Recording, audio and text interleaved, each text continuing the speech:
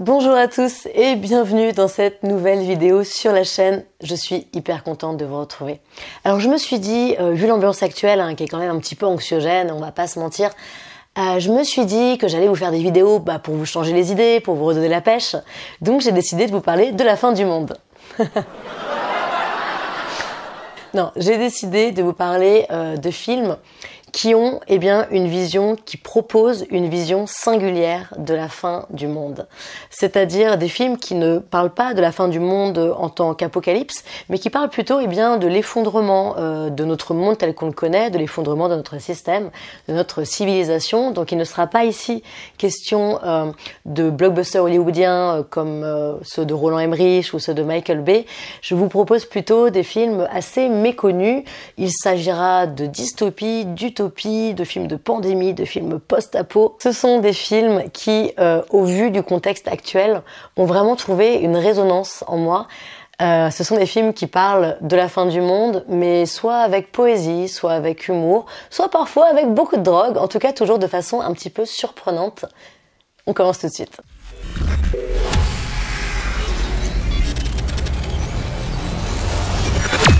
On commence tout de suite avec Kaboom de Gregg Araki. Connaissez-vous le principe de suspension d'incrédulité? C'est en fait la faculté que votre cerveau a de mettre votre jugement sur pause lorsque vous êtes face à une œuvre de fiction, donc notamment face à un film, même si vous savez très bien que ce qui se passe dans le film n'est pas possible dans la réalité. Et votre cerveau est capable de mettre votre jugement sur pause pour que vous puissiez adhérer à l'histoire et que vous puissiez finalement profiter du film.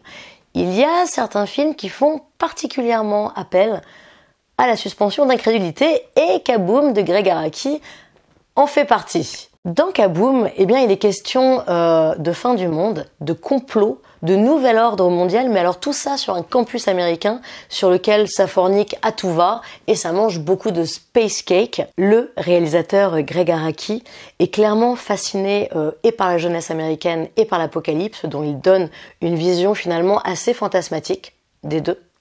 C'est un film qui a vraiment le grand mérite de ne pas du tout se prendre au sérieux, qui est à la fois trash et doux, et qui est visuellement très beau, et les comédiens, on va pas se mentir, ils sont pour beaucoup. Alors Gregg Araki n'en est clairement pas à son coup d'essai quand il réalise Kaboom en 2010, puisqu'il avait déjà auparavant réalisé une trilogie de films qui s'intéressaient aux mêmes obsessions, la Teenage Apocalypse Trilogy. Toutes les informations sont dans le titre, je pense qu'on comprend assez bien de quoi ça parle. Kaboom, c'est un film qui brille par sa grande liberté en fait, sa grande liberté de ton, sa liberté de mœurs, sa liberté de style. Ce que j'ai beaucoup aimé dans Kaboom, c'est que c'est un film qui parle de fin du monde finalement de façon extrêmement onirique. C'est un film dans lequel on ne distingue plus vraiment la réalité, le rêve, le cauchemar. Kaboom, c'est un peu le film qu'aurait pu faire David Lynch s'il était né 20 ans plus tard et qu'il avait été étudiant et surfeur sur un campus californien. Bim, on quitte la Californie pour aller à Londres pour parler d'un de mes films préférés, c'est Perfect Sense de David Mackenzie. J'ai énormément repensé à ce film au cours du confinement, je vais vous expliquer pourquoi.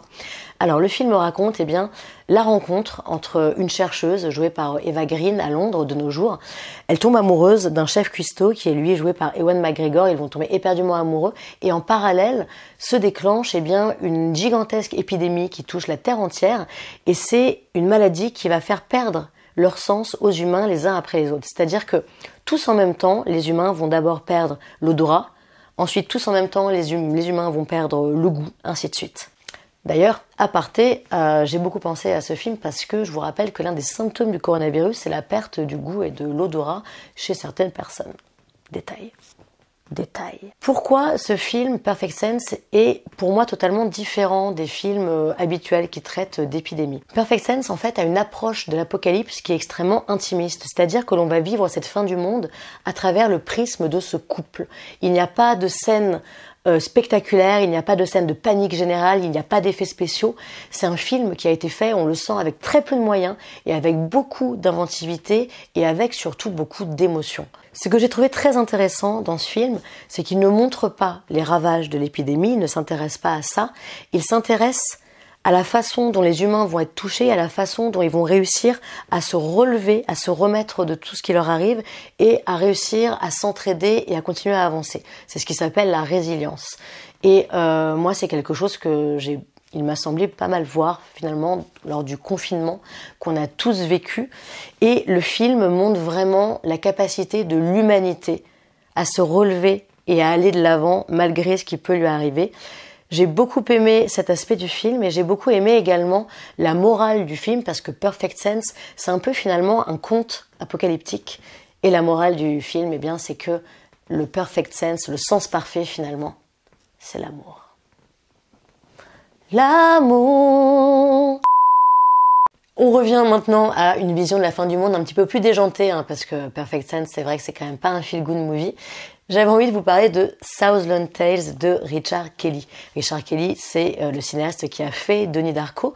J'aurais pu parler de Donnie Darko dans ce top, puisque c'est vrai que la notion d'apocalypse est omniprésente dans le film, mais j'ai préféré vous parler plutôt que de Donnie Darko, du second film de Richard Kelly, Southland Tales, donc qui est beaucoup moins réussi, soyons très clairs. Southland Tales, c'est juste le casting le plus hétéroclite de ces 20 dernières années. Ce n'est plus un casting, c'est un camoulox. C'est un peu, finalement, comme si toutes les stars des années 2000 s'étaient donné rendez-vous pour une soirée déguisée dans le film. Donc par exemple, on a Justin Timberlake qui est déguisé en vétéran de la guerre d'Irak, on a Sarah Michelle Gellar qui est déguisée en actrice porno, on a The Rock qui joue un politicien, et on a même Christophe Lambert qui joue Christophe Lambert. Je pense sincèrement que j'aurais beaucoup de mal à vous résumer le film. À mon avis, même Richard Kelly aurait beaucoup de mal à résumer son propre film.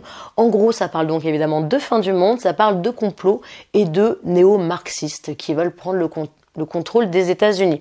Je crache tellement, je pousstionne tellement quand je parle, j'espère que vous avez vos masques devant votre écran d'ordinateur. Si vous arrivez à rester concentré jusqu'au bout, et croyez-moi vraiment ce n'est pas facile parce que le film part vraiment dans tous les sens, eh bien il s'avère que c'est un film plutôt drôle, c'est une curiosité en fait, c'est une satire de la paranoïa post-11 septembre, à voir au 36e degré. On part maintenant pour un univers nettement moins ensoleillé avec The Snowpiercer, un film post-apocalyptique évidemment qu'on ne présente plus. Alors c'est le film le plus connu de ce top, un film réalisé par Bong Joon-ho évidemment, mais qui est également l'adaptation d'une bande dessinée française. Dans The Snowpiercer, le monde est recouvert de glace, le froid a tout dévoré et les quelques centaines d'humains qui ont survécu eh bien, se sont entassés à bord d'un train, le transperce-neige, et ce train fait continuellement le tour du monde.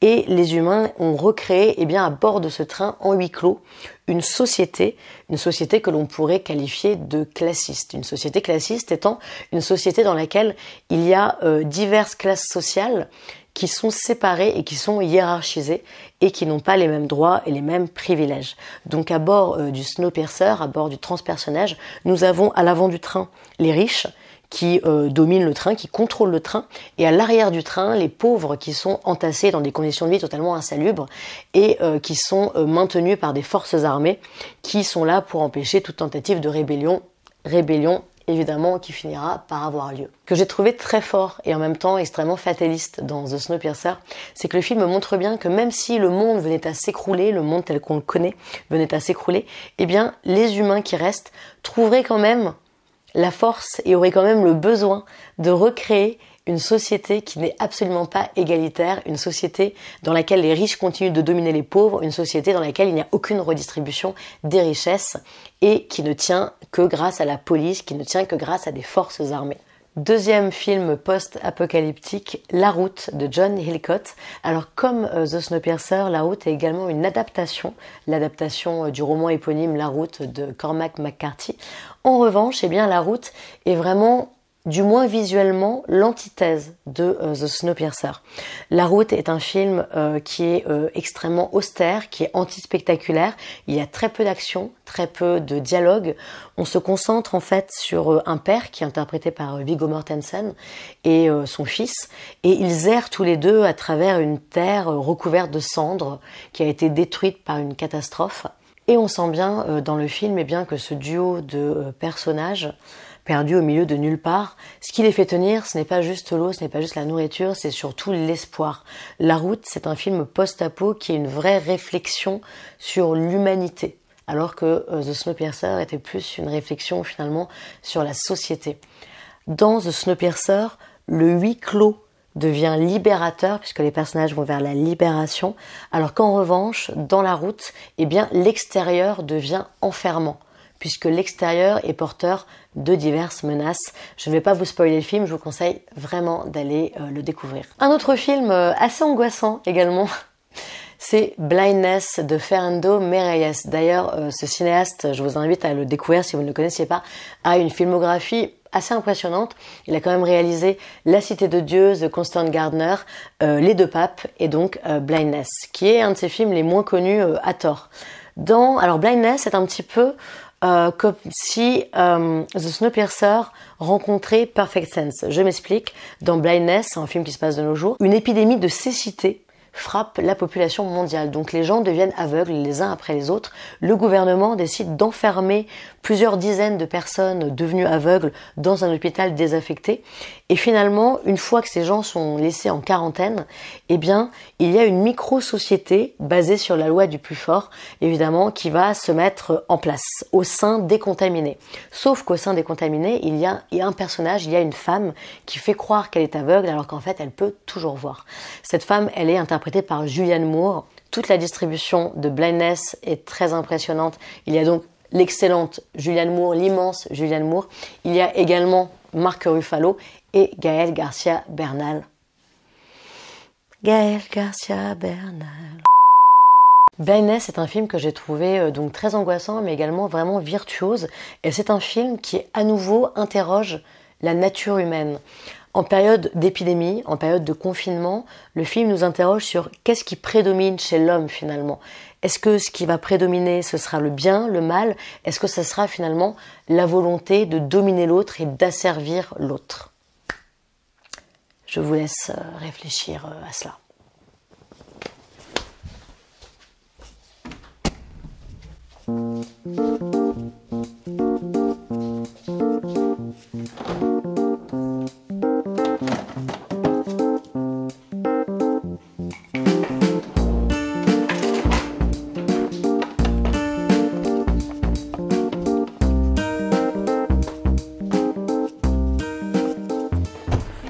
Vous avez bien réfléchi ou je vous laisse encore un peu de temps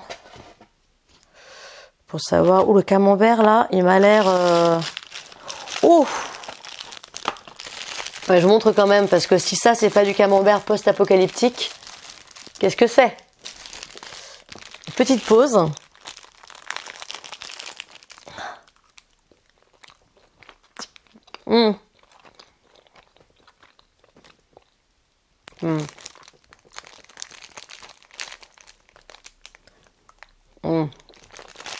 Ouais, pas mal quand même.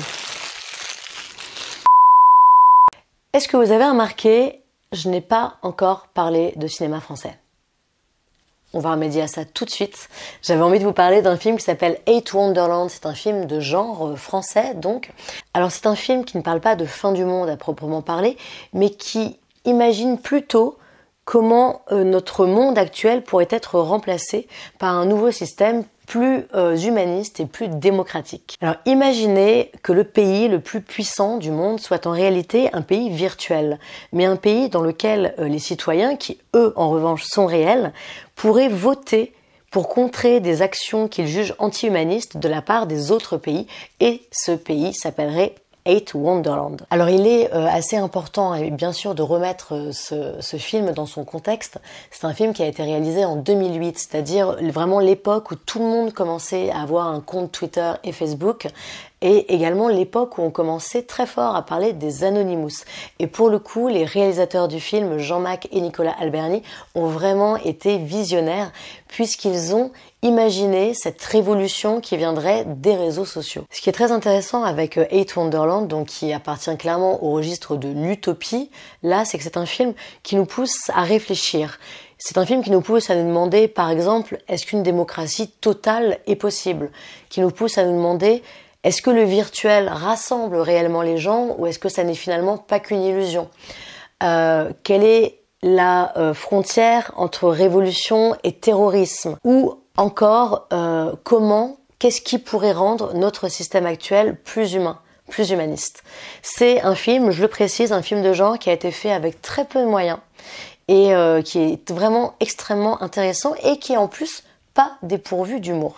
Je vais terminer la partie cinéma de ce top avec un film qui n'est pas de ce millénaire. C'est d'ailleurs le seul film qui ne soit pas du 21e siècle de ce dont j'ai parlé. S'il y a parmi vous des étudiants en cinéma ou peut-être d'anciens étudiants en cinéma, vous vous rappelez sans doute de Tarkovsky. Ce cinéaste que les profs de fac de cinéma mettent tous plus ou moins sur un piédestal. Alors, pour tout vous avouer, moi-même en fac de cinéma, ce cinéaste m'a fait plutôt souffrir.